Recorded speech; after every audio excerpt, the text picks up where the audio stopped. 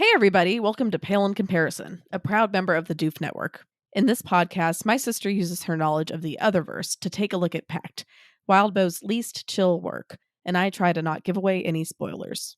I'm Jenny, and Malia convinced me to read Worm. I'm Malia, and Jenny convinced me to read everything else. This episode, we are covering Judgment, chapters 16.6 and 16.7. Before we get into that, however, I'd like to issue a spoiler warning. This podcast is filled with pale spoilers. If you don't know whether the Kenneteers were created with the specific purpose of ruining Charles's life, and don't want us to tell you, stop now, read Pale, and come back to this podcast. As for Pact, there will be full spoilers to the chapters we are covering. Woo! Yay. I've got wine. And I know that's not related to anything, but I'm But excited. That's a warning. Those are the vibes for this episode. What? It's not a warning, okay? This is you're welcome, bitches. Okay.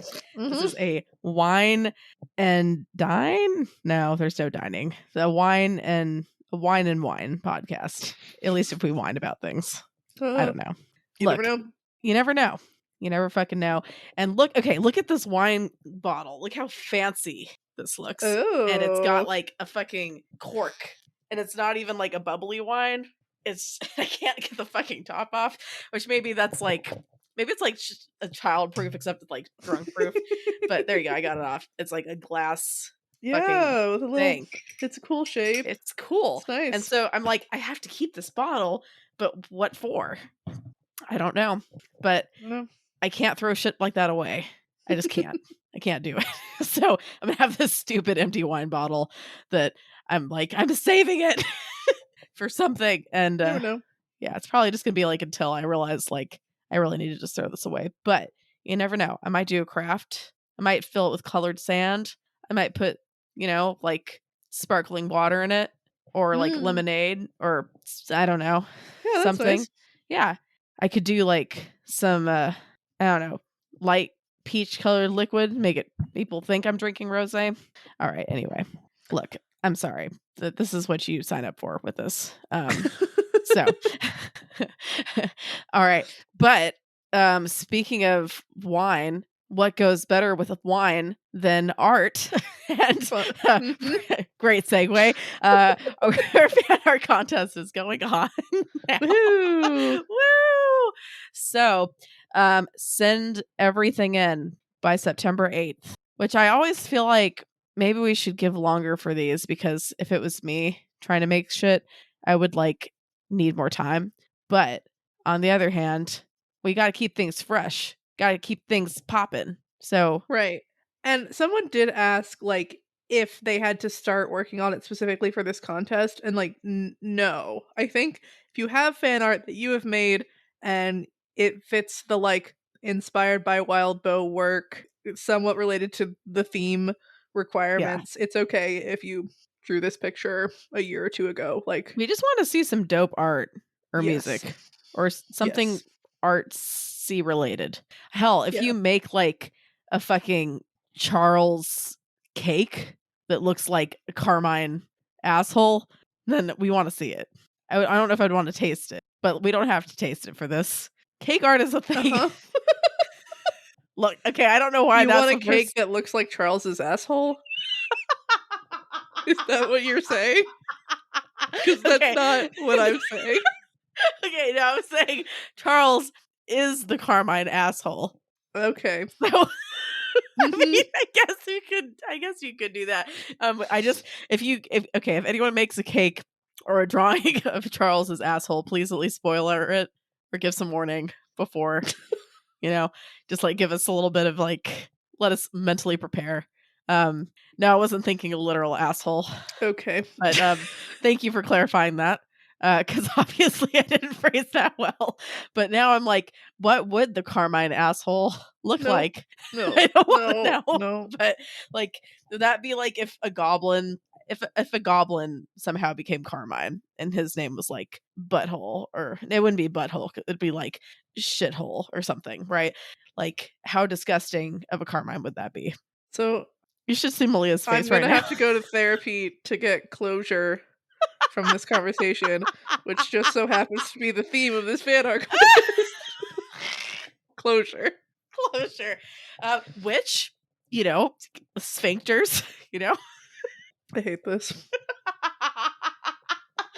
Oh my gosh, wine is supposed to make you classy. What the fuck happened, right? It's like your face, you don't look convinced, but it's supposed to make you classier. You're the one with the beer. I'm the one with the wine. Can you imagine the fucking shit I'd be saying if I had a fucking beer? Although I do have a blackberry cider, which also sounds more bougie. Wine is like more alcoholic than most. Yeah, but like it's supposed to be okay. If you think of a glass of wine or you think of a beer bottle, which one just looks classier? Just to be honest. And if you don't say wine, you're fucking lying. Sure, but okay. Look, it's just like goblins wouldn't be fucking drinking wine. They'd be drinking like moonshine made in a toilet. That's not the point. That is something they'd be excited about, yes. Yes. I don't remember what my point is with that statement, but wine is classy. Toilet moonshine is definitely not classy. Beer is neutral. Okay. Are you just letting me dig myself into a hole? I don't know how to segue, so... Fuck, okay, fine. Okay, I will just do the job of the segue into the chapter summary because... All right. Okay, the group heads into Johannes's domain, and it's super fucked. So that's that. Then they're ambushed by some ogres.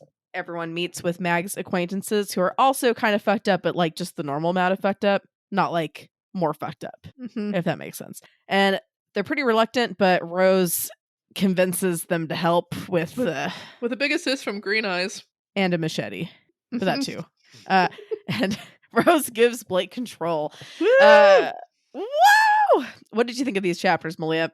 Yeah, I mean, I don't know. We continue to ramp up. It's exciting. We're going through Johannes's domain again. We're by the bridge again. We're thinking a lot about Rose and Blake and vestiges and halves and what it all means. And Walpo's laying down a bunch of clues that I can't put together. And Blake's coming back, and I'm real hype. So fucking hype, guys. Yep. I know, it's hard like not to read on from that, right? Yeah. You're like, let's fucking record so I can see what the fuck is happening. Yeah. I miss you. I miss you, Blake. Also, how many of Rose's qualities and I'm trying to think of the right mannerisms will you have picked up, Blake? Because she seems to have picked up some of yours. I guess we'll just have to wait till next week. So excited. All right, so we'll start with this. Basically summarizes the whole entire fucking chapter. The group heads into Johannes's domain and it's super jacked up. Yep. I don't know what I expected exactly, but I think I expected them to already be in the domain, and so it was fun that they're like at that bridge again. You know, like I feel like it's the bridge that in like Arc 2, Blake and Rose like look through to see Johannes's domain or something. But also like Mags goes under this bridge to get into the domain in Arc 8 when she's losing herself. And where this is where she fights what's his nuts. What's his nuts? It's really gonna bother me. I'm like, I know it's not Arse Pint because that was Grandma Rose's, and it's not Blunt Munch because he's in Pale. So it's gonna bother me. Anyway, you're all screaming at your podcast. We can call him the Carmine asshole. He's not that bad. We could just call him asshole. Yeah, it was something like that. Okay. I'm fine with what's his nuts. Anyway, he's not even in this chapter, but it's fun that there are goblins here waiting to ambush Mags, and so I didn't quite get this. She sends Evan over to like fuck up the bridge because she wants to fuck up the goblins, and it didn't occur to me that there would be goblins like here to ambush Mags because what the fuck are these goblins doing? Like, do they not understand what's going on? Like, do they not have any sort of sense of like self-preservation? They're just hanging out on the edge of like the D-main, as we're gonna call it this episode. I mean, it's pretty cool. The demon domain. The D-main. And they're just so stupid. And yeah, and it's fun. Look, yeah. Malia, I apologize for this, but I read this. This is your second. No, it's Malia's face. I just have to say it, and please delete this if you don't like it, which means you don't have to delete it. But I just have to say it. So One of your notes says, I misread it because I didn't read Evan. I just read like, so can he control his fire, or is it just dripping out of him? And again, it's like, wow, that lines up with the Carmine asshole. You look so disappointed. Oh, I'm so sorry. Just Okay. like Charles isn't in this story. Look. Okay. There's not even a judge in this story. Well, you seem pretty judgy for there not being a judge in the story. Malia, if you don't like it, then you should. I don't know what to say because I mean, hey, you're only stuck with me until the story's done. So, not like and for for the life rest or of our whatever. lives. I mean, but like in terms of on a recording, and then any other podcast you make like with me, that's your own fault because you know exactly what you're getting into. Okay. That's you have no one else to blame at that point. That's sort of true. And again, you have the editing power to fucking erase that shit, and you just don't. But if I had to experience it, everyone should have to experience it. If you're like proud enough to say it on a recording, like who am I to censor you? I mean, you're the editing person, the editor. Mm-hmm. It is like your job to censor me. It's like I want to make sure the audio quality is like as good as I can get it, and obviously like it would decrease the quality to not be talking about the Carmine asshole. It's just hard to find everything and to find the exact point to cut it off, and like then we're gonna bring this up later, and I'm gonna have to figure out how to make the whole conversation make sense with the part I've taken out. It's hard. Yeah, I mean that sounds hard. I mean, I'm not saying I blame you. I'm not saying I do it different. I just do think it's funny that like I can guarantee it's gonna stay in. People maybe like it. Yeah, like people maybe when I'm sober I'll regret it. But you know what? I'm going all in. Mm-hmm. This is all fucking in. Oh, son of a bitch. Okay, I'm sorry. So one thing I just thought of, because we were talking about judges, and like, so presumably this is an area that would have been in some judge's sphere because it doesn't have a lord. And then I was like, oh wait, Rose and Alistair are the lords. I don't know if they cemented that or if they gave it up already. But is that a thing? Didn't they give it up? Yeah, they gave it up. Right? But it's a lordship forever now, which is interesting. I don't know if you could have an empty lordship. But yeah, Peter decides to be an asshole unintentionally, because just saying to Paige, "Sorry about your pussy," like how could that be interpreted at all charitably, Peter? Like, it's like he's just so into being. He's just like so used to being an asshole. That's just like the first thing that pops up, right? Right. I'm just like, okay, you don't know her name, but like you could have said that differently. And like maybe this is like that he's drunk, but he seems like, and you know, he's a liar or whatever. So maybe he was just trying to get this. I mean, dig in. Frankly, even just saying like, "I'm sorry about your cat" would be pretty fucking insulting. You know. It'd be way better. Yeah. No, that's what I'm saying. It would like, so for him to be like, oh, I didn't mean to be, like you said, literally like the worst fucking thing. Just like say like, sorry about your friend. Like, I mean, presumably you know the word Sphinx, but even if you don't, like, blah, because he seems to like be like, no, I really was trying to like express something. And I think but maybe he is allowed to lie. But also he sucks, yeah. I really appreciate Ainsley defending Paige here, because yeah, Ainsley and Peter are really, really getting to each other, like a lot in these chapters. This is like the trial, and I think it's really good for both of them. Is their relationship gonna last? If it can survive, they're helping this each other shit. grow. Exactly, people, it's great. No, it's great. You know, they're helping each other grow. Yeah. Mostly Ainsley helping Peter grow. Yeah. And if they can survive this, they can survive anything. Yeah. And Ainsley's so fucking cool. We'll talk about that more later because I just love her. She's pretty great. She's pretty fucking cool. But yeah, Peter's comment gets Mags to ask about exactly how permanently fucked they are based on last week's chapters. Yeah, fair question. Right. And so, you know, we know that a demon destroying something means that it can't be fixed. And fucking assholes. but Rose is kind of contemplating, like, what exactly happened. She's comes to the conclusion that, like, if they wanted to destroy our minds, we would know that, but, like, their goal is to, like, undo the fabric of reality, and so they were trying to, like, go after us as practitioners and, like, fuck with our ability to practice more than, like, specifically making us insane. I mean, it's weird to say that because that is what that one demon was, like, super doing, but yeah, the goal was to, like, hamper maybe. But if their goal is to fuck up the fabric of reality, someone like Isadora, who's so tied into the karmic structure and the fabric of reality, is gonna be more impacted. And so Yeah. maybe she is hurt in a way that the others aren't.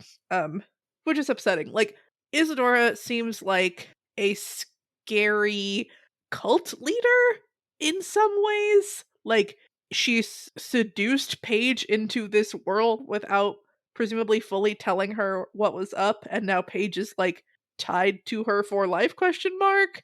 And it's this weird, like, sex related thing, it seems like, and I hate all of that. Yeah. But there are a lot of other things about Isadora that I like. She seems important, and she seems like a lot of the things she wants are good, I think. Yeah. There's a lot of weirdness, but she seems better than, like, the Alabaster Doe, for instance. Yeah, sure. But is she just is she like the Sable? Is that where Hmm. she's at? Maybe. Yeah, Wildbow's also realizing that he only has a few chapters left in him, and so so this is so there's conversation about Molly, and this conversation is either oh, I should, like, tie that character up with a bow, like, make it clear I didn't just forget about her, / for everyone in the audience who, like, didn't understand or whatever, like, she's in the abyss now. Yeah, it also could be, like, a response to people potentially, like, asking questions in real time about it. Right. Which I Right. I bet there was at least some speculation about Molly coming back or Molly whatever. And, like, this could be a reminding us Molly exists so that when we see her by Barbie Hannes's side in 3 chapters, it's like, "Oh, yeah?" But also, we'd probably remember who she was. It hasn't been that long since she was around. So I wanna this see the feels a Barbie little bit movie. more like a I didn't forget about, like, Molly's dead. I didn't forget about her. We're done with her. Um, Especially because Mags and Molly didn't get, like, we got Molly saying, "No, I don't want to be your familiar." And it's nice having Mags reflect on that whole thing a little bit more. 100%. Yeah. Green Eyes comes over to be like, "Blake was on your skin," which, like, that's the weirdest fucking way to say that, Green Eyes. I mean, yeah. I mean, Not like you had Blake's tattoos. No, Blake was on your skin, and he still is a bit, which cool. well, because it's not just his tattoos, it's like, it is actually, but, like, I don't know. There's just gonna be some weirdness, man. And, it's very tense. But yeah, we got a lot of beats in this, I think, about, are Blake and Rose merging into one person. And I feel like I've probably already said this before, but I thought of Dragon Ball Z, when Trunks and Goten merge into Go Trunks. Was that his name? I feel like Blake and Rose are doing that, maybe, in a horrible way. I mean, yeah, I don't know. I'm gonna be honest. But that's cool. Yep. I don't know why I think about them. I think about, like, that series of episodes of Dragon Ball Z a lot. I did not watch enough. I didn't watch a lot of Dragon Ball Z. Maybe it's because a lot of guys in my class were into it and talked about it so much, and it was They just were annoying. yeah. That might have been it. I feel honestly. like in middle school I would watch it, like, it would be on or right around the time I would get home usually. But yeah. I feel like I don't remember you watching Dragon Ball Z, but I liked Dragon Ball better. It was cuter. Yeah. But I think I would often miss it. And so I've seen, like, basically all the Boo saga of Dragon Ball Z. And I remember Dragon Ball GT premiering, and I saw, like, the first season of that. You know what I've seen? Hmm? That fucking Dragon Ball live action movie. What was that? Dragon Ball, like, I remember Evolution. the trailer, I think. Oh, it was it's wild. so fucking good. I mean, it's really fucking bad, but like, oh my gosh. It's just like, mwah. In terms of like shitty movies, it's just, it's very entertaining. Gotta love it. It's awesome. Gotta fucking love it. And I'm like, why did they pick the whitest guy? I mean, it's not, it's not his fault. He's trying to get a job. Right. It's definitely the casting director and whoever else should exactly. I feel like, like he's kind of cute for what it's worth. Oh, I guess he's Canadian. That's cool. Thanks, Canada. So, let me see. He was in he had a brief appearance in Josie and the Pussycats. Had a breakthrough role in War of the Worlds. What's his name? Justin Chatwin. Okay. He was in The Invisible. It's just called The Invisible. I couldn't tell if I'm just being fucking drunk and can't read. Dragon Ball Evolution. Bang Bang Baby. Weeds. He was in Lost? Who the fuck was he in Lost? What? Did you see all of Lost? No. Okay, because I was like, we watched the first like 2 seasons. That's why I'm like, what? Who the fuck was? Okay. Scott would know. Scott would know, and he's not on this podcast right now, which is a bummer because that's like the main thing I need to know. Like, Scott, explain the significance of this character. Who the fuck is this guy? On this TV show. Justin Chatwin. Okay. What was the character's name? I don't. That's what I'm trying to find out. Oh, Lost. Was he like so minor that it wasn't even Eddie? He portrayed Eddie, an undercover police officer, in the episode Further Instructions. Cool. And he looks about 12 years old in this cool screenshot. A 12-year-old cop, basically like Doogie Howser, except with law enforcement, which is pretty impressive. I'm not gonna lie. All right, sorry, that kind of got off on a rabbit hole, like it always fucking does. But anyway, okay. So I don't remember why I was talking about Dragon Ball Z, but because they're merging like Trunks and Goten. Oh yeah, fuck. Okay. Speaking of dynamic duos, Evan and Green Eyes are the first to go into the domain because Rose is sus and wants them in front of her. And there's a fun little exchange where Evan is taunting Green Eyes and is like, I could go for some roasted sushi. And she's like, sushi is raw fish. He's like, so? I'm like, what the fuck, Evan? And then I started thinking about, like, what is seared ahi? It's not sushi, but it is raw and disappointing.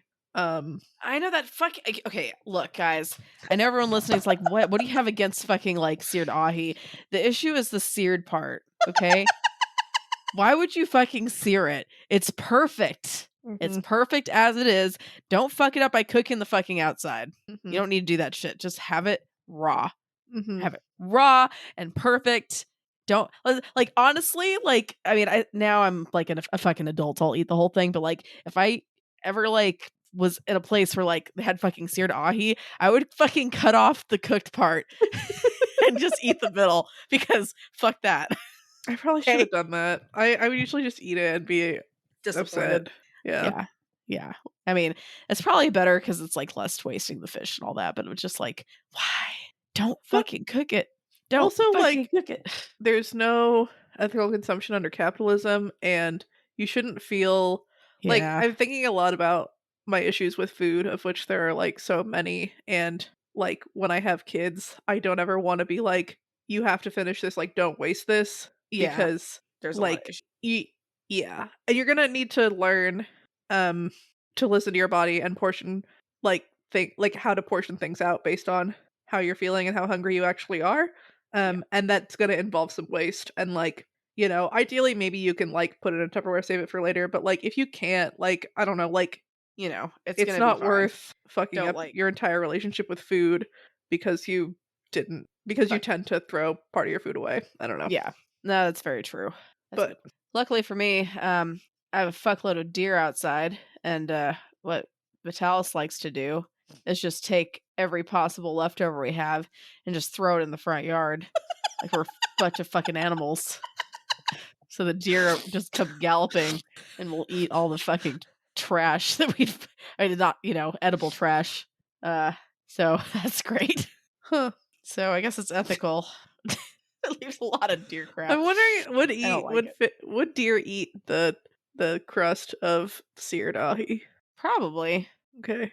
I mean, they eat a lot of stuff. I mean, they eat fucking like cactus, which I guess makes like more a plant. sense for them. I don't know. But yeah, so as we enter, Rose is thinking about like who she trusts more and who she doesn't. Don't deer eat meat sometimes? Sorry.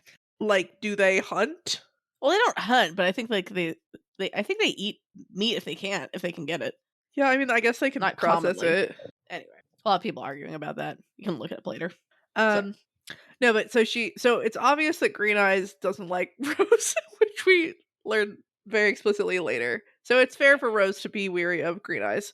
And then she doesn't trust Evan because Evan will do whatever Blake wants, and she thinks she can trust Paige and Ainsley and Peter.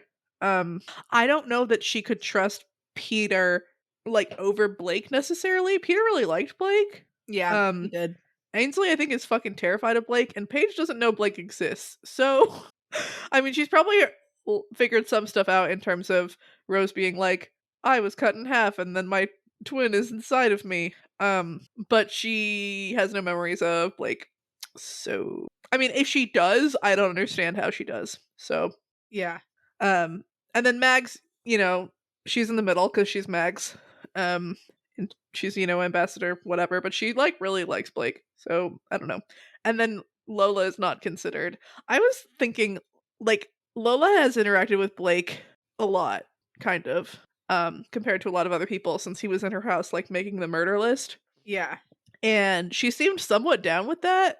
But also it's weird, kind of like, I feel like thinking that mermaid wants to kill me potentially is fair, but Blake's not out there doing machinations. Like, he's inside of you, and you're gonna let him have control, and maybe that's scary, but it's not like they're all gonna turn on you because you're in the same body. I don't know. She's not having a good time. No, not at all. Yeah.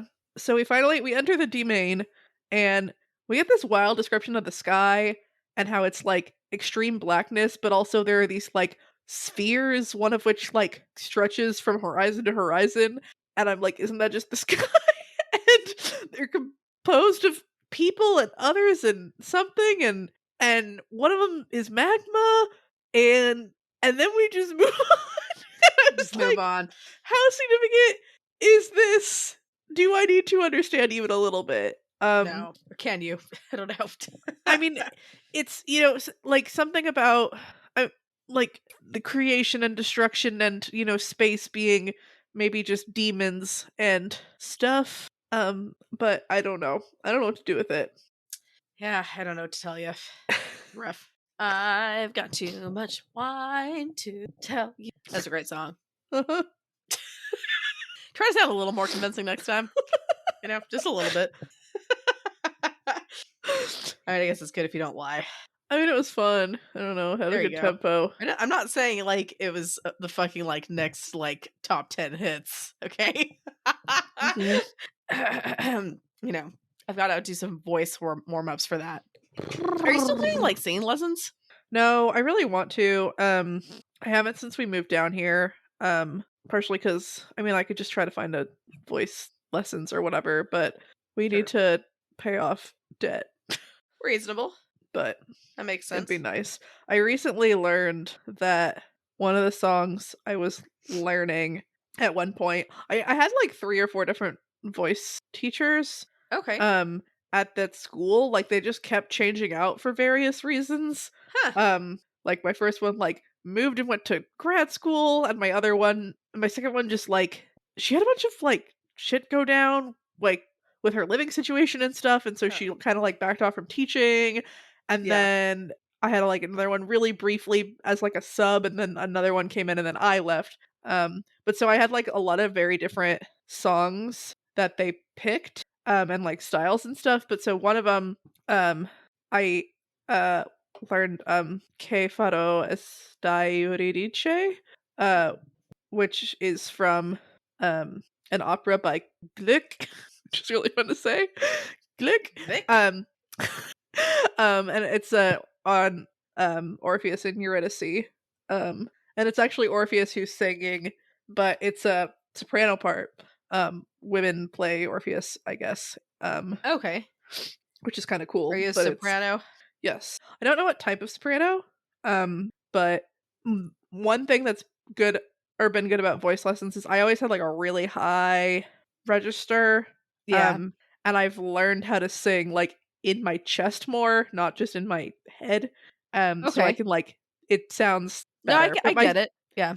Yeah, and like I can like sing lower and everything, but it's not very like filled out. Like I have a thin, I don't know. Yeah. I like singing. That takes like time to get it more filled or out, something right? Breathing, I don't know. It's a skill. It's a skill.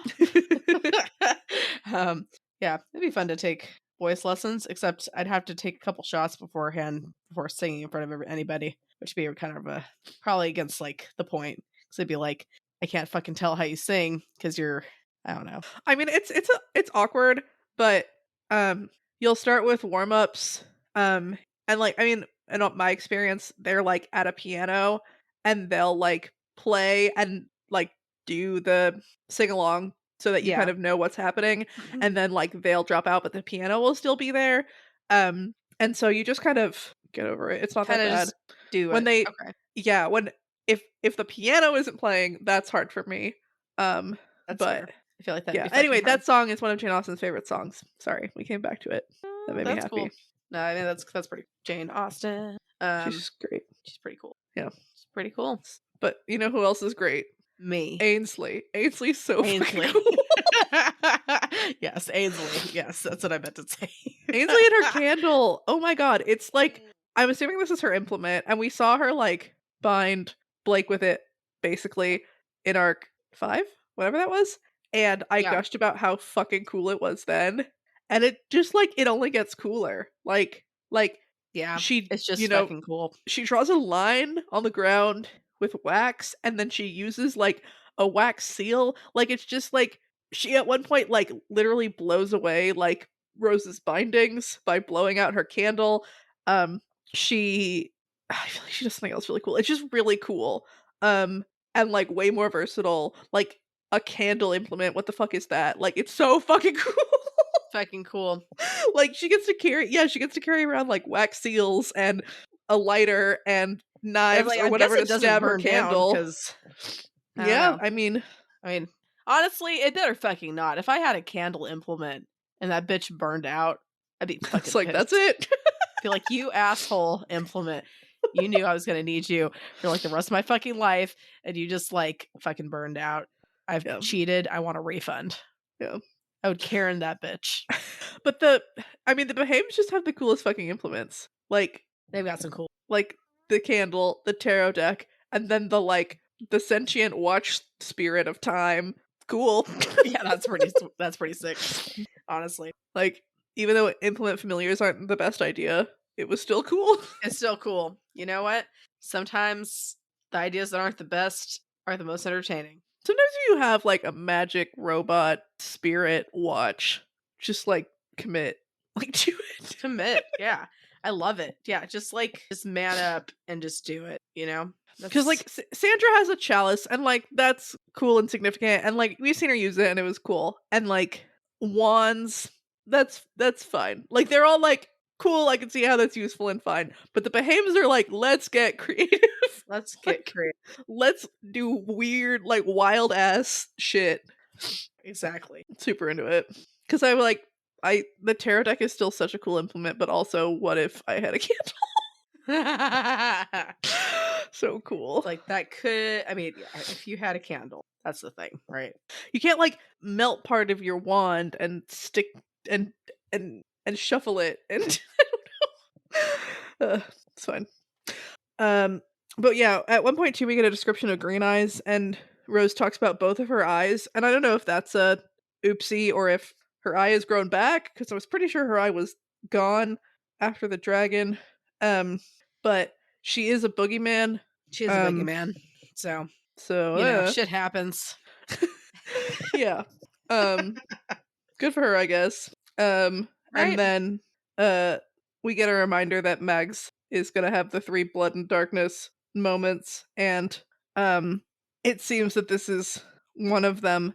I still don't know, did the first time count in her town? And then Toronto didn't count because she wasn't fucking there. She wasn't there, which is So is this just time number 2? fuck, man. Which, I mean, maybe that's good because it's not a 3-beat, right? Yet, But at the same time, she's gonna have a 3-beat that we won't get to experience. And if like the 2-beat is like demons, then like what the fuck? What the fuck is number 3? I mean, this is probably What was 2? They probably still counted like yesterday or something. Yeah, whatever, yeah. Before the demons Look, Malia, showed up. You're asking someone who's had a lot of wine, and I know you it's my also fault. read the book, but like, and you can't tell me if we're gonna find out for sure. But also, look, I am not a practitioner. I can tell you anything the hell I want. Okay, that's how it works. I can tell you that in the next chapter, like, there are green elephants that drop from the trees and start singing the Star-Spangled Banner, and that makes the demons escape and run off into hell, and everyone is saved. Oh, okay. So there. So whoopsies! Spoiler alert! Sorry. I wonder and what then you're like, couple chapters what about all the bird imagery from Blake? Well, that was just like a fucking, that was just his thing, But it was actually the elephants. Oh, nice. The really American green elephants. Cool. Yeah. That's pretty convincing, right? No.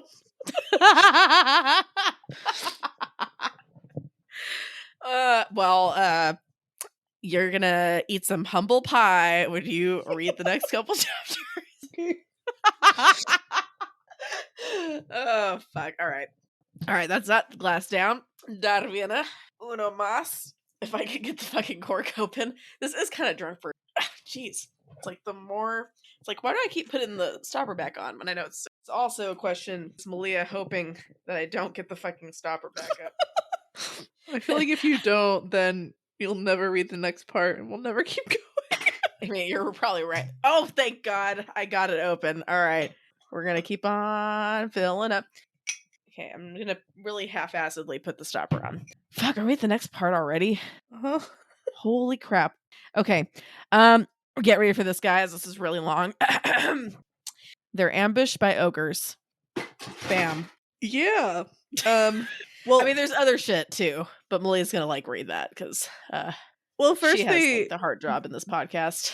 They see the genie and the giant that are both dead, and the giant's really sad.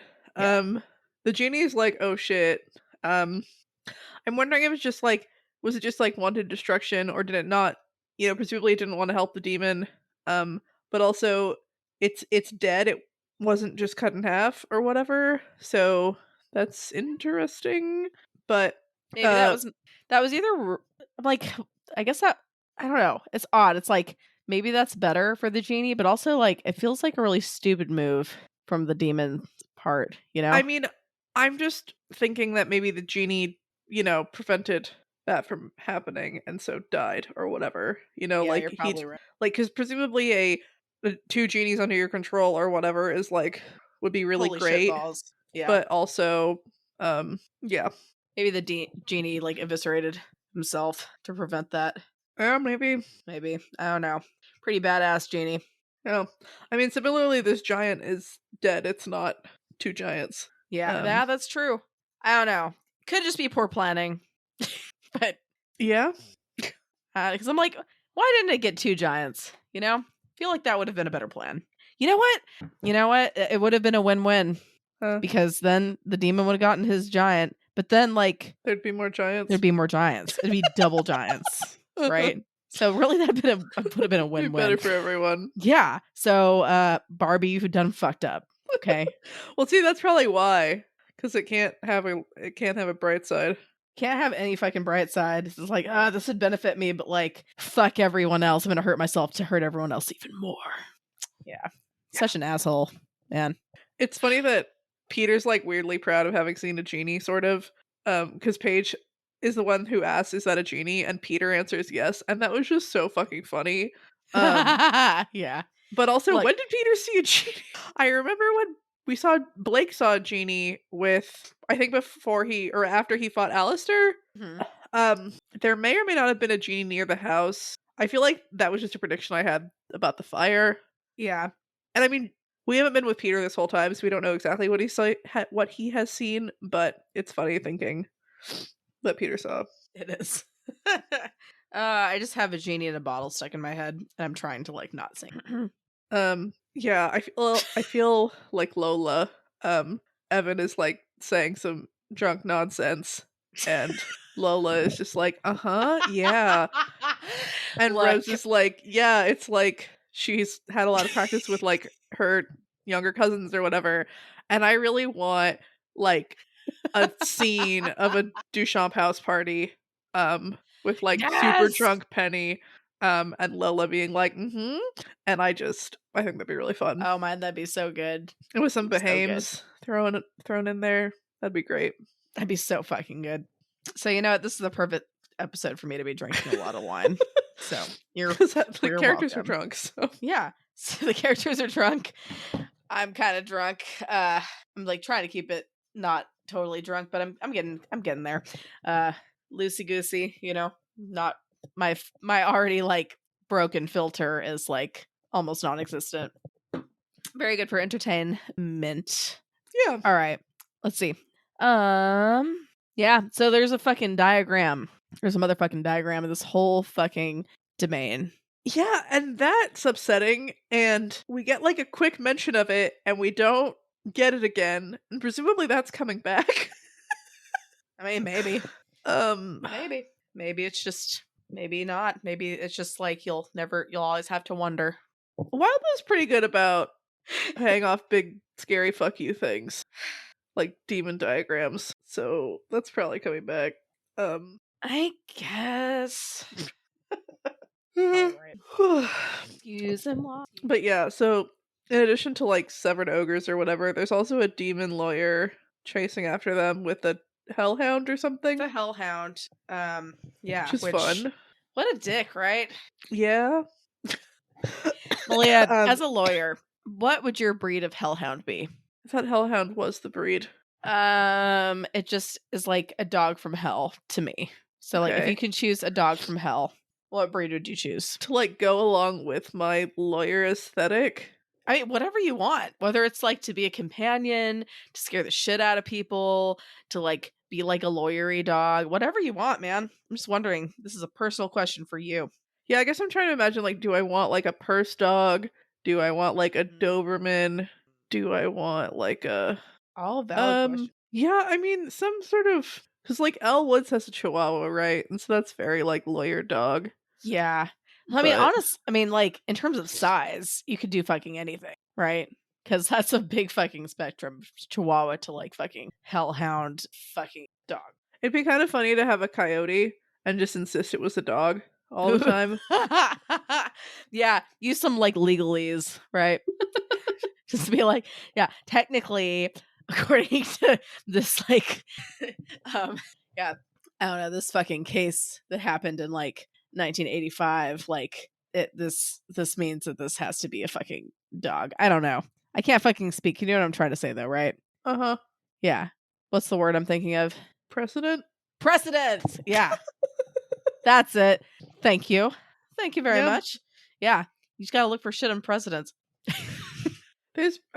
Statutory interpretation is more what I'd think of, but look, yeah. I mean, you're the lawyer, man. I mean, if I had gone to law school, sure, maybe I'd know some of that fancy lingo. But I did not. So whatever kind of words, fancy talk you want to say. Okay, but coyote. So coyote. Yeah, just be kind of funny. That'd be fucking hilarious. All right, I like it. But yeah, so I mean, it's a good mechanic to put a fire under their butts. You know, they're not just like sneaking around, because I mean, they're already like, our families and friends are like possibly dying horribly, and we should hurry this up. You know what else you could call a fire under someone's butt? But having like a a demon lawyer like chase people through the story is good tension. That's probably the best thing to do, to be honest. I'm sorry. Okay, go ahead. No. We need one adult here. We need one responsible adult. And it sure as fuck isn't me. Everyone, yeah, my husband's watching the kids for the night, so I can be irresponsible. So it's okay. I get to be irresponsible for one night. Unfortunately for Malia, I'm in Bryn now. But I think we can go to the next part. She's doing a really good job. Just okay, just don't fucking address this shit. All right. So they end up meeting with Mag's acquaintances. Yeah, this was a cool use of magic. And it's neat seeing, Rose doesn't have to direct everything. The other characters have initiative, and so they're figuring shit out without, Rose directing everything, which makes them feel more real. Because I don't know if they had talked about this, but Mags, knows those vestiges, and so to get them away from the demon lair, Lola uses connection magic to move them along Mags's connection to the vestiges. Mags tells her the name, she finds the connection, she has to cut her, or Mags cuts Lola's hands, and then they whoop, which is really cool. And it's sad with Lola being like, I'm no use to you now, because that's, I don't know, you're great, but also, it being like, I can't just pull that again, is fair. You are not worthless, girl. She's awesome. But yeah, so they want to get to the tower. The goal is to, I guess, kill Johannes or something, defeat the demon, and they're like, he's probably there. So there's a bunch of monsters and shit in between them and that. So they're like, okay, hopefully the vestiges can help us get there, because this place is really twisted. But maybe, they'd have some sense of how to get us over there. And they don't fucking care. Yeah, they don't fucking care. And I like that, the other verse has consequences. I think this is a good argument. I think this is important to express. They're like, you've known that we're in here suffering and you haven't done anything. So fuck you. Being nice to us now doesn't erase all that. Right. And so, they seem to be, I don't know exactly what they're thinking or believing will happen to them necessarily, but because it almost seems like out of spite to be like, no, I'm happy that y'all are going to lose specifically, so I'm not gonna help. Because these kids are fucked up. They're filled with animal spirits, as we saw before, but one of them coughs out a rat, which is a lot. Which that's a fucking strong cough. Yeah. Right? Because rats are not small. Yeah, it might have been the mouse girl, I don't remember, but a rodent flies out of her mouth. If you would feel that shit. Yeah, but they're not fully aware of their condition. Yes, but that's true, but yeah, there's a fun bit of comedy where Green Eyes stops herself from chasing after the rat, which was fun. But yeah, there's a thought that these kids haven't been demonified, and so maybe Johannes is still present and aware, and able to fight back enough to keep this promise, which is a fun little tidbit.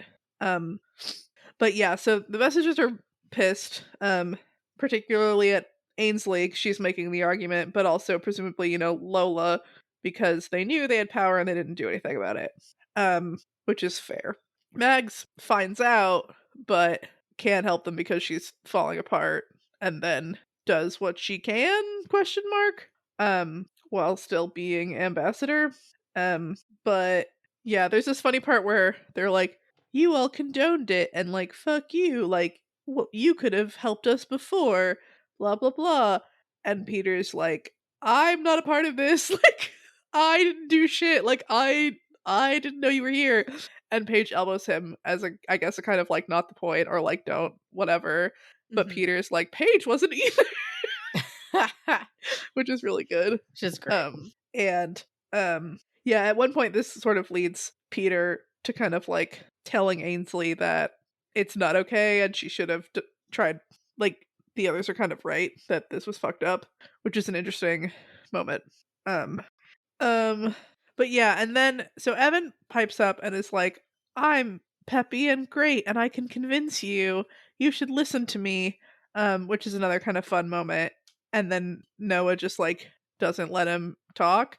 But I really wish we got to hear more of Evan's perspective because like Evan was put in this exact situation that they're put in. Mm-hmm. He was knowingly left at the hands of a monster. Yeah. While a bunch of practitioners didn't do anything until it was like convenient enough. Yeah. And I mean, I guess at least they did send Blake eventually, sort Yeah. of. He is on like the positive side, But which yeah, whereas like I mean, but Blake went because he had to. I mean, Blake likes to stop monsters, so presumably if he knew about that, maybe he would have tried to do something about it. But whereas like these practitioners are here specifically like not to help them, but to are willing to help themselves kind of a thing. But it still feels like Evan is the person most on point for talking to them, and I wish he had gotten to talk to them more. No, for sure. I mean, I guess the job got done because if you're ready for the next part, Rose convinces them to help with some forcefulness and threats of violence. I just love her. This felt very Blake. To be fair, it also feels very Rose. I don't know if it's like super Ambrose, or what. Blake doesn't really think of himself as a bitch, and we know that Rose does. But the holding a knife to someone's throat to try to convince them to do that's a thing, a bitch move, right? Or not a bitch move, but it's bitchy. But it's also a Blake move. It is a Blake move, yeah. You know, 100%. he does this to, I want to say Gail, to Lola's mom in arc 12. I mean, arc you gotta 13? get shit done, right? 13. Yeah. Sometimes you just gotta like grab people and put a knife to their neck and monologue at them. Yeah, I mean, I've never been in that situation, but like, you know, it fucking happens, I guess, right? Yeah. And I mean, I don't know if it's just like this is one of the things, you know, the tattoos and whatnot, but also is this a Blake and Rose melding moment? Or was Rose's little freak out where she like envisions everything going to shit like Blake influenced or whatever. But just yeah. But Rose is encountering this vestige and thinking about how she's a vestige and about how Blake is fucked by the abyss because he's a vestige. And she has the fun thing about being like, yeah, see that mermaid? She's like super fucked up and scary, right? I'm worse, which is fun. Evan's just like, Rose, shh. She's like, no, that's the fucking point.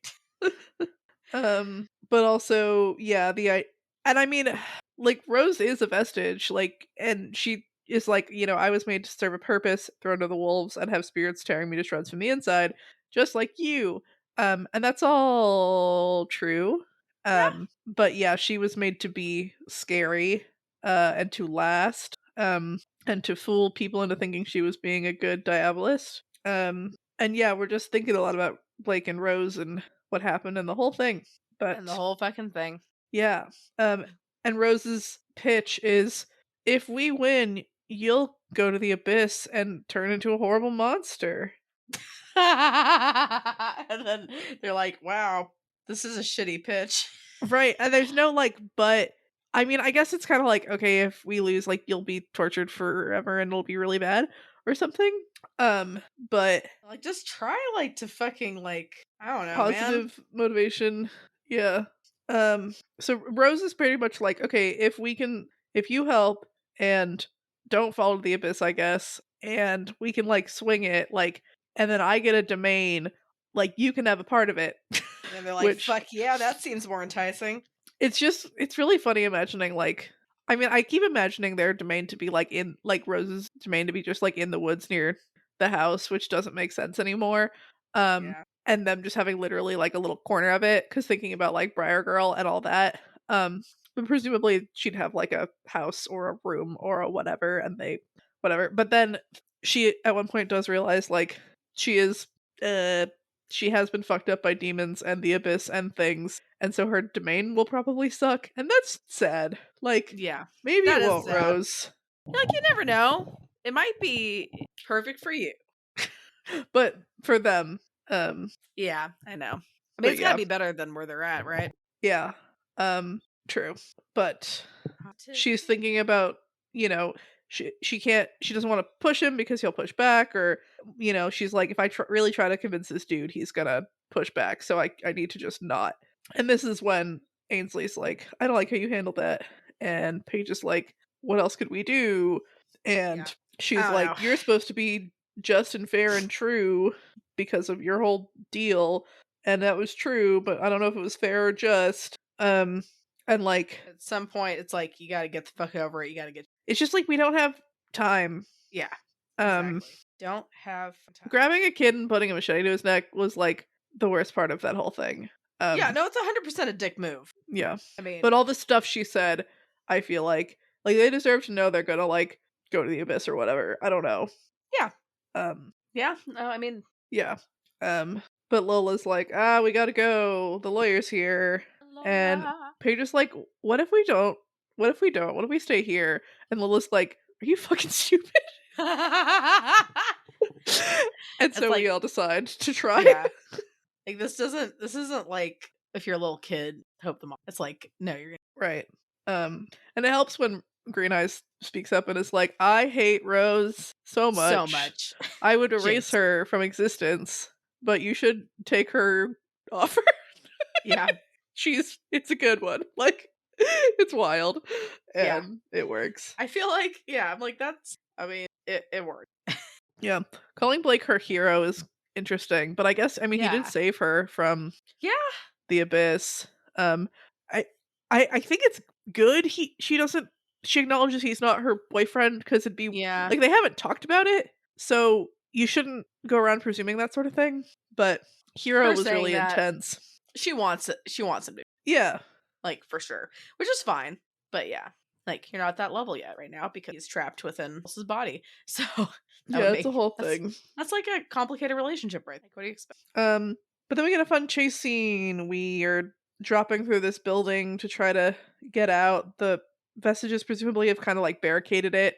But the lawyer and some other things are on the ground floor, and they get to run away. Which is fun. We get to see Paige fight more, which is really cool. She does a lot of stuff with light. Rose thinks maybe she's doing something with like karmic burdens, which is cool. It's pretty fucking cool. Yeah, I feel like I haven't had a good grasp of Isadora and stuff this whole time. I know. It'd be cool to like see a little bit deeper into like what that practice. I know, because it seems really cool and useful. I mean, and having Isadora as like a power source, like Paige seems to be in a pretty good situation, hopefully, except for maybe the like sex slave stuff. But I mean, it's a good deal that like it's a good sign that like she still has power and stuff. Oh, that's true. And it's a bad thought, but I'm like, is it sex slavery if like, I mean, we don't know exactly what the deal is, but there's definitely a icky power imbalance and weird shit.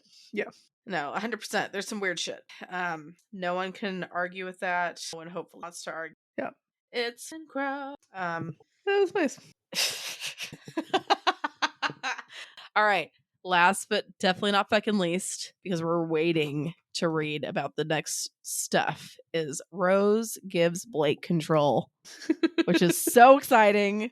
And she's fucking terrified, but it's still like, heck yeah, we get to see Blake again, probably. What? Yeah, it'd be funny if we followed Rose's perspective into her own body, like how it was for Blake. I mean, I'd be really interested to kind of see a little bit of that. But it feels like we're getting Blake again, and it's gonna be great.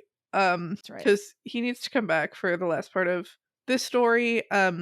It's, I don't know, I just feel like it says a lot about Rose that she is willing to do this, and she's really afraid she doesn't trust him to, or she's worried he's not gonna like give her body back and stuff, because I don't know that she would necessarily, or she might, but yeah, she wants to live, she wants to live and be in control of her life. But yeah, it's exciting. They think they're close-ish maybe to the tower, but we don't know. And Rose is thinking about what to do, and she's like, well, I'm not much of a fighter. And so I guess we're returning to how things were in the first chapters of this story, with Blake doing and Rose inside the protected shell, kind of. Blake's actions, Rose's thoughts. This is a very fun like return to the beginning of the story, and yeah, I'm just really excited and anxious to see Blake again. But yeah, I'm wondering, like, is she just gonna straight up look like Blake? Like, how's that gonna go? Because the tattoos are taking over. And yeah, it's very exciting. That's pretty fucking cool. It is cool. Yeah, it's exciting. It's been a long time since we saw Blake. Yes. Balake. We haven't seen him this arc, so I'm excited. Heck yeah. Balake. You see that Key and Peele skit, right? Yes. I'm sure you have. Yeah. What would Rose be? It's hard to do that, I feel like. Rose. Like, yeah, probably. Rose or something. Yeah. Probably right. All right. So, it's time for our Pale in comparison section. So, do you have any part that you want to compare to Pale in particular? Yeah, I mean, it just really feels like what we're doing right now in Pale, like really maps onto these chapters in a fun way. We're in a fucked up dimension, with a specific chosen group of people, who are trying to fight this very powerful thing. Just the running around in the domain really feels like running around in the Crucible, and in the D-main. And that's really fun. Yeah. Interesting. Okay. All right. Malia, you got to give me your bold and specific prediction. I want to come up with something about the diagram, but I don't know what. That shit's hard. I mean, like, that diagram is designed to destroy Jacob's Bell. Like, I can't think of what else makes sense exactly. Yeah. But yeah, I guess it feels like the diagram is going to be activated because Wildville likes to pay off shit. And so I think that they think the diagram's supposed to destroy Jacob's Bell, but Johannes has managed to affect it enough that it won't. Yeah, maybe. It's very possible. We'll just have to see. Okay, so I have to apologize, everyone. I'll tell you our previous discussion question, but like there were no answers, and it's my fault because I forgot to post everything to Reddit. So my bad. I apologize. I'm blaming Reddit for this because I used to use Boost Mobile for Reddit, and it was a great app, and they took away all the fucking third-party apps because they're a bunch of dick bags. Yeah. And so now I'm finally gave in and downloaded the Reddit app. So I will be better next week and we'll post a thing. But our previous discussion question, just so y'all know, was to pick an animal and tell us what elemental spirit would best reside in them. Luckily, D-Dev was kind enough to offer, I'm assuming on Discord. Yeah, so they were talking about specifically birds and firebirds because we talked about Nene. They brought up Australian black kites. So these birds hunt creatures on the ground that are exposed by bushfires. In particular, it's a lot easier for these birds to get at the rodents and whatever the fuck. And so they will actually spread the fire themselves. They'll pick up burning branches and move it to a new section to spread the fire and keep, that's pretty which smart. Feels incredibly, just incredible. Birds are insane. Wow. So yeah, that actually is a perfect answer. Yeah. Damn, you little dick bags. I am too drunk Which I'm not saying I'm like drunk, but I mean, everyone can tell I'm kind of drunk. I am too drunk to have come up with a discussion question, so I hope you have one, Malia. Otherwise, I can try to tell a terrible joke. Pressure's on. Have we asked about implements? I don't remember. Probably. I feel like we asked about rocks. See, she's really desperate to not have me tell a dad. It might happen. Well, I just don't want it to be the first episode where we don't have a discussion question. I'm pretty sure it's not the first one. No, it's the first. It would be the first one. Would it really? Holy fuck! We set too high of expectations for ourselves. Too bad. I should have had like a pickup line version like round 2 because we had one about pickup lines, right? Yeah, I think I gave Elliot too many of my pickup lines, which are pretty good. Okay, this is silly, but if pick 2 characters from the other verse and describe what they would be like and what their name would be. That's very important. If they fuse together like Trunks and Goten. I like it. Cool. I'm still gonna tell a dad joke. Okay, because I like this one. I don't know if I told you this, Malia. Gotta clear my throat. Okay. Let me see, which one should I tell? All right, I'm gonna tell this one. Why did the hipster burn his mouth on his pizza? Why? Because he ate it before it was cool. Okay, I know you want to laugh more than that secretly because that was like so fucking good. Pretty funny. It's pretty funny. She's smiling a lot more than you can tell. Okay, let me tell another one just to like see if you laugh at this more. What do you say to a llama who likes picnics? I don't know. I'll pack a lunch. That's fun. All right. I have another one that's like maybe a little bit morbid, so maybe I shouldn't say it. In the mood. Okay, I will not say it. We can save it for another time because those two were pretty cute. I feel like those were fun. I really like the hipster one. It's my favorite. Anyway, thank you everyone so much for listening. If you enjoyed this episode and you'd like to help support the podcast, please subscribe, share it with your friends, and leave a rating and review. To support our podcast, go to patreon.com/doofmedia. And if you'd like to support Wildbow as he continues to write fantastic stories, go to patreon.com/Wildbow. You can follow the pod on Twitter @PaleComparison. We should update that, but I don't want to. Okay. Or send us an email at paleincomparisonpod@gmail.com. Keep an eye out for our Reddit thread in r/parahumans, where you can answer our discussion question and share your thoughts on this episode. In addition, if you would like to see all of my predictions laid out, check out our episode description for a link to a prediction tracker. Next episode, we will be covering chapters 16.8 and 16.9. All right, this week's fun fact. The person who invented Comic Sans, Vincent Conner, has only ever used Comic Sans one time. So he says he was having trouble changing his broadband to Sky, so he wrote them a letter in Comic Sans saying how disappointed he was, and he got a £10 refund. So I guess it's worth it. What? Okay. I don't know. I thought it was pretty funny. So random. It's very random, but I was like, you know what? If you invent a font, you'd think you would use it all the fucking time. Right. But it's fucking Comic Sans, so even like he knows it's Comic Sans. You know, you only can use it when like you're really fucking pissed at somebody. Is that when you use Comic Sans? Or when like, or for children. That's true. It is a fun. Yeah, for children, or when you're pissed off and want to be like, fuck you. That's what I think of it as. Yeah. Because then it's like, I don't respect you. Okay, I do need to ask you, Malia, why do you need to update the Twitter thing? Do you not do this Twitter? It's not called Twitter. I know, but it's still Twitter. They're just being a bunch of assholes. Like, it's X. No, you fucking dickbag. You're just doing that to like, because you had bad publicity. It's still fucking Twitter. Ben told me that, so you know Elon Musk and Mark Zuckerberg were like maybe gonna fight? Oh yeah, that's stupid bullshit. Yeah. And Mark Zuckerberg apparently like actually like does fighting as a recreational activity. I mean, I'm not gonna lie, I would be entertained as fuck.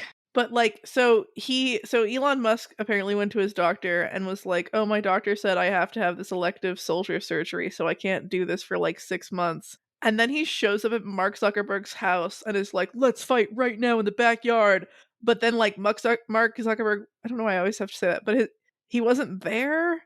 he was like on vacation with his family, and his publicist released a thing being like, Mark is not at home, and also he respects this sport, and he's not gonna just fight you in the backyard. We fight you in a proper venue with mediators or whatever the fuck. It's like, I don't know what's happening. And like Ben was sort of just like, it's insane that like this man is like making Mark Zuckerberg look good, because he's really good at making other people look good. I gotta he's say, just he's terrible. He doesn't need to. He just doesn't need to. Yeah, he just needs to like not, you know. Anyway, just to say again, since we're like it's the end of our podcast and we're both from Maui.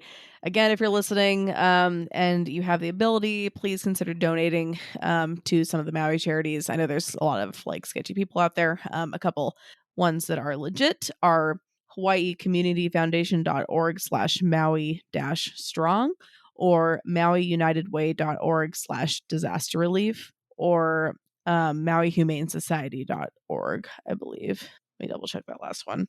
But I'm pretty sure that's it. Yep, MauiHumaneSociety.org. And they should have a link to donate if you want to help the animals. They just need a lot of help over there and try and do what we can. So yeah, we appreciate it. Yes.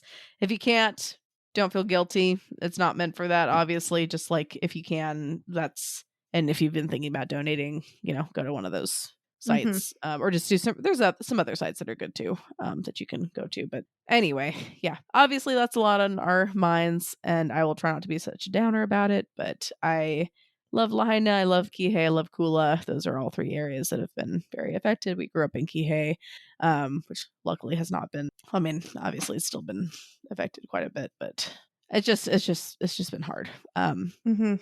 Anyway, thank you for listening so much. Sorry if I was a downer. Can blame that on the wine, but you can also balance it out by thinking about how often I mentioned the Carmine asshole, which maybe wasn't enough, but it's enough to make Malia's facial expression really annoyed, which I think is enough.